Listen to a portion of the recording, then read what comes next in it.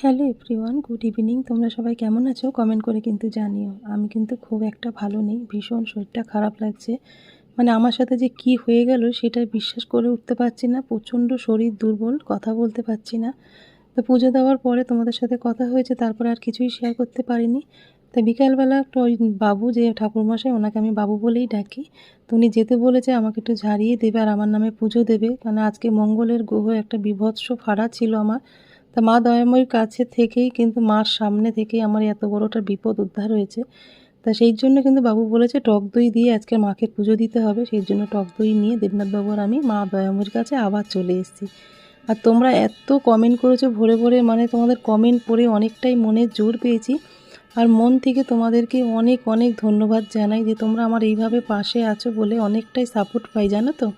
তা তোমরা আমার মানে দিদি, বোন, ভাই, দাদা সব কিছু কিন্তু আমি ইউটিউবের মাধ্যমে সবাইকে পেয়েছি।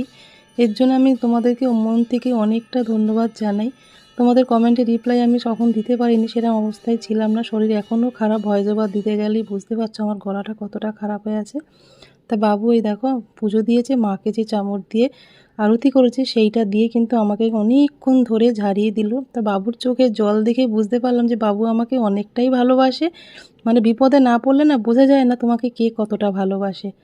আর আমার মা দয়াময়ী আমাকে যে কতটা ভালোবাসে তার প্রমাণ আমি আজকেই পেয়ে গেছি। মা আমার নতুন জন্ম দিল আজ। পুজো দেওয়ার পরে সবাই একটা কথাই বলছিল, তোমার ভাগ্য খুব ভালো, মা স্বয়ং দাঁড়িয়ে থেকে তোমার এত বড় বিপদ থেকে তোমাকে রক্ষা করেছে। আর তুমি যে মাকে পুজো দিতে এসছো সেই পুজোর মানেটাই মা তোমাকে দিয়েই বুঝিয়ে দিল যে সকলের বিপদ থেকে মা এইভাবেই রক্ষা করে। আর তার নামও হচ্ছে বিপত্তারিণী।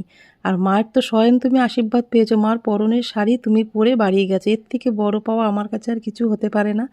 তা দেখো মাসিরাও আমাকে কত আশীর্বাদ করছে।